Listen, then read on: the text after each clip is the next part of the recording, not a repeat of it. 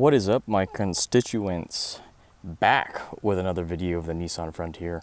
It has been a long while since my last update, and just wanted to show you some of the new things, as maybe you can notice already with the 20-second intro. But it's come a long way, and it's been pretty reliable. It's been pretty awesome having this truck and all the things that it can do. Well, these are things that it does for me. All the things I want it to do for me. So far, it has 75,000 miles. Can't really complain at all. You can see I got my bike rack on. Last video I had the bike rack on, but I did not have a bike. This is just a little a better, proper demonstration of what's going on. Also, you can see that soft topper. Yeah, pretty nice addition there. I don't know if you can see right below the doors. New little addition. Have the rock sliders. Get into that in a little bit. All right, since the last video, you can see the soft topper. This has been the greatest piece that I think I've gotten. Had it for about almost a year now, and it's held up great. Just use a little the cleaner. You can buy like some 304, I don't know, it's 305 cleaner, and you can clean it off ever so often, and the black's still black, which is awesome. I normally keep the rear window rolled up. It's just easier for visibility. I did get the solid canvas piece like this, just in case. You never knew. And you can also see to keep it up because of the bars. If I had the window down, this would be hitting into it too. So one other reason to keep it rolled up all the time. I do like to run it safari during the summer. It's pretty sick. I do have Christmas lights in here also. You know, I need a little bit of lights in there. A little Christmas light panel over there. Thinking probably about doing something hardwired, but right now wasting money on AA batteries is good enough for me.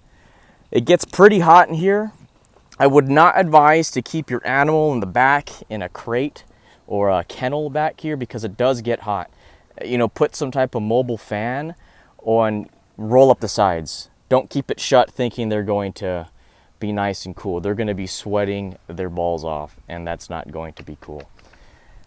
With the soft topper edition, I did have to replace the tailgate cap. I bought this tailgate cap before I even bought the soft topper, knowing that the original fin, this little fin that comes out depending on what model year you have this annoying fin that comes out, and mine was starting to break, and I replaced it. I used some double-side sticky tape, and it seems to be holding up decent. There's a little play on the other side, but nothing that's weird. I could say, while we're on this topic of that bed cap, the tailgate cap, the reason why the original one was coming off was because of the bike rack. When I would open the tailgate before the addition of the 2-inch body lift, I would hit the bike rack, and it would, over time, it went from like this and it started to split open. So no bueno there. So another reason to get a body lift is if you have a bike rack. You can bring the tailgate down completely, obviously take the bike off, and it clears completely. I'll go ahead and give you an example here of that pretty shortly. And probably the biggest thing, which a lot of people were wondering about, are the rock sliders. Yes, I did get the Z1 off-road rock sliders. This was more of an impromptu buy. I'm going to try and get a better angle here for you.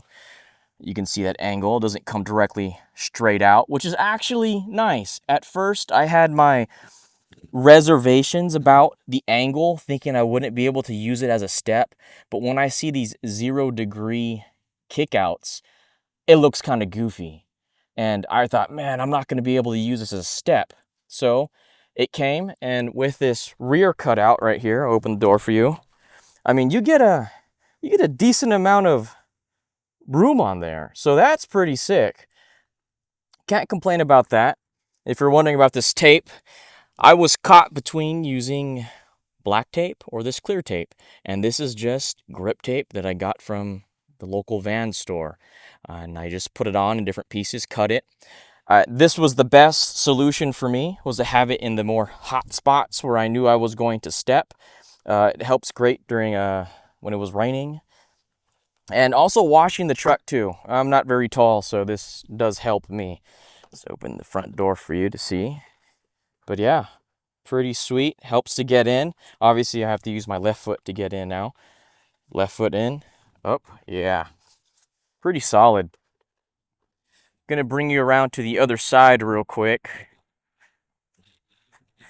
The other side. With some of you guys complaining, or not complaining, I shouldn't say complaining. It's my complaint. I'm just projecting onto you guys because obviously all my concerns are your concerns, and I think you should have the same concerns as me. With the body lift, the underbed of your frame becomes exposed. You can see the frame right there, and it's pretty unsightly, especially if you're the one doing the modifications to your truck. But this remedied the issue. The Z1 Off-Road has the capability of going from a no body lift up to the 2-inch body lift. And there's little micro adjustments that you can do to help lift it into the position that you want. I did all this by myself. I don't recommend doing it. It's not the funnest. If you have a buddy, that's awesome. But I just use a box that it came with, and yeah, I just held it up pretty much. But real quick, I'm gonna keep bringing you over. The problem with the 2-inch body lift is that this wiring harness right there, that cable, gets exposed.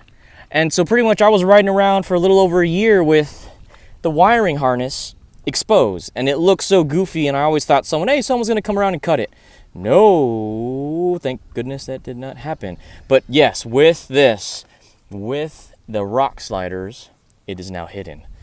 And I'm gonna try and back up. I know my back's against the sun, but let's see if we can get this. You can't really see it. I'll have to post another photo. But yes, the rock slider does block the wiring harness. Granted, this was a $1,000 upgrade to deal with that issue, but if you have a 4x4 or you want to do some desert running and just get off, I would recommend getting the rock sliders. For the step is great.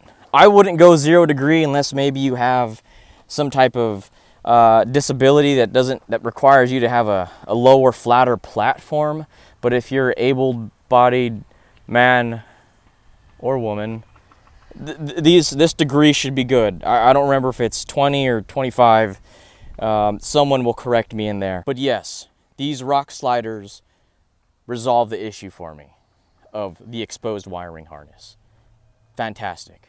Absolutely fantastic. All right, ladies and gents, welcome to the demonstration portion of the video. I'm going to be taking my bike off the rack and showing you the clearance that your truck will have with the 2-inch body lift. Be prepared to be amazed.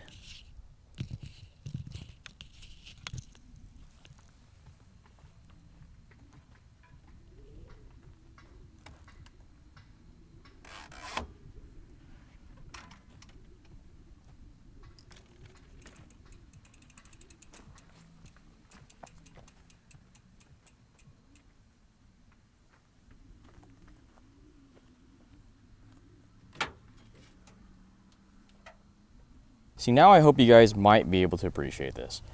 There's the bike. Here's the tailgate.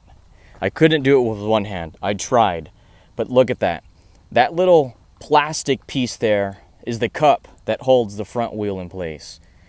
Without the 2-inch body lift, the tailgate would be hitting it. And you could already see, let me get a little closer. With this down, the 2 inches before, well, you could see, okay, like I can't really close it, but it doesn't hit. And that is pretty awesome. I'm just gonna go ahead and lift this up a little bit so I can close this. Get down. Come on. There you go. There you go. Okay. Ugh. But yes, look at all that clearance. All that clearance that's there. You could put a 700-pound walrus on the back, and I don't think it would bend. But yeah, Pretty awesome with the clearance. I would say about 7.5 inches. But yes, pretty freaking awesome. Another reason to get the 2-inch body lift. All right, we're towards the front. You got 2 antennas now, 2 ditch lights. The ditch mounts too came in pretty clutch. I was able to buy all this stuff off Amazon. If any of you guys are wondering, even this little ditch light bracket for my antenna, for my midlet antenna, pretty nice. You can see some of the corrosion on those bolts that Oxbeam sent over. Not the biggest fan of that, but you want to know what? It's still holding up pretty good. Coming down to the wheel well, big surprise. Yeah, well, I have the All Dogs Off-Road upper control arm. Also down in here, I'm gonna try and show you guys, but I did get the, I believe it's the 1/4 inch spacer. I'm not sure if you can see it, but it's just right above the coil. And I just wanted that slight increase of height because from my previous video that I made, the rake was pretty intense, at least for me. And I wasn't too comfortable with it. I guess more so it was my preference, not being too comfortable with it.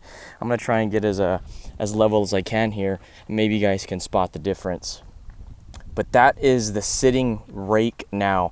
I'm about 2.5 feet from the ground, and I'd say the truck looks pretty awesome. It looks pretty good from here.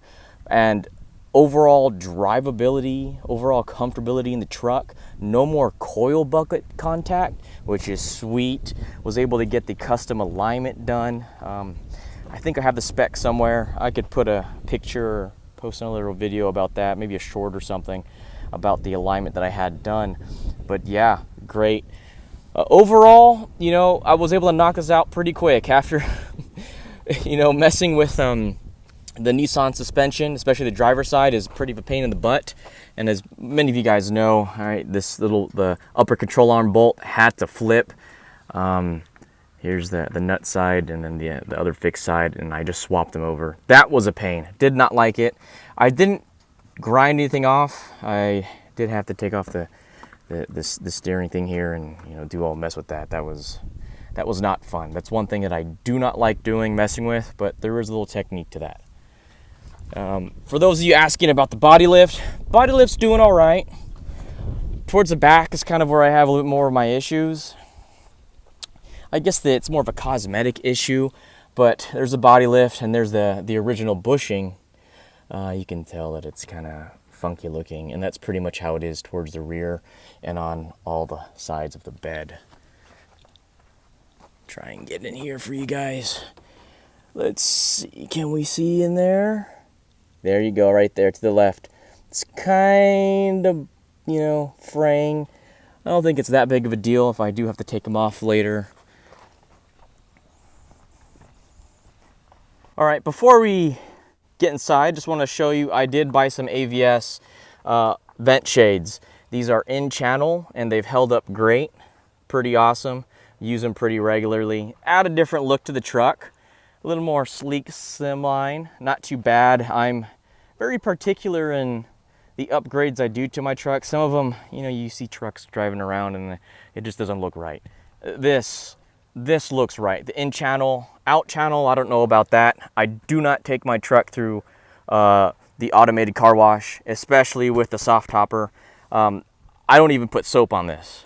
I just get a rag and then I just wipe it down with some water and use the cleaner. I think that's why it's still so black after a year. But let's get inside here. I'm gonna show you the lights that I have set up for the ditch lights right over there. And here's the light right here. I believe this switch came with it, but this is a little ditch light switch. I don't have that Oxbeam panel, which I was thinking about getting, but I just, for right now and what I'm doing, this is perfectly fine. So every time I want to turn them on, I just hit that. My truck, since it is the SV 2-wheel drive, it didn't have this cutout, so I just drilled it out and I wired it through the firewall down there. Yeah, cable management's not that great, but yes, I'm gonna flick this on for you. On. Cool thing about the Oxbeam ditch lights is that they do come with a clear lens. Yeah, pretty adjustable. I keep them kind of semi-loose so I can, adjust them on the fly if I need to. Whether that's a good idea or not, I don't know. That's just how I do things. But let me get in here and show you how I press it. So I'm driving. Here I go. I'm driving. Oh, let me just turn on the light so I don't hit the hog on the road. Oh, wait. Okay, I turned them off. Oh, no, I think I see something in the distance. Let me turn the light on. Oh, I can see the deer and the hogs. Cool. Oh, I'm driving and someone cut me off and they're at this perfect angle where I can hit them with my lights. Let me just turn my lights on to let them know. Blinded. Thank you. Yeah. I guess the way it's set up for how infrequent I use them, it's okay right here. It's kind of in that position. Maybe if you're shorter than me or you had shorter arms than me, maybe it would be an issue. I'm sitting back completely. But yeah, there it is. Here we go. Bullet point mounting system solutions. I did drill this in. This was probably one of the better upgrades that I've done. I cannot show you an example because I am filming with my amazing phone, but maybe this radio clip might stick. There you go. It sticks and it moves. I love it because it can cool my phone. I love it. It's awesome. I can cool my phone in this Texas heat, which is awesome. You can see here, I do have the other bullet point mounting solutions. This is for a handheld radio. It has a little cutout on the top. And once I got my mobile station, I was like, no need for that. But this does hook on and it does do a little temporarily. It does have a temporary use instead of having this thing all the way up here, which is kind of obnoxious, or down here or down there. So reaching, yeah, pretty good. Here's my radio. It's a Radio Didity DB20G. I have it hooked up to the cigarette lighter in here. But yes, it only turns on with the car. Pretty great. 20 watts, as it says. It's more like 15. But powered with this, I get all the channels for emergency service, fire department, dispatch, and, talking to other people. So yeah, so those are some of the newer upgrades that I have done in the interior of the truck.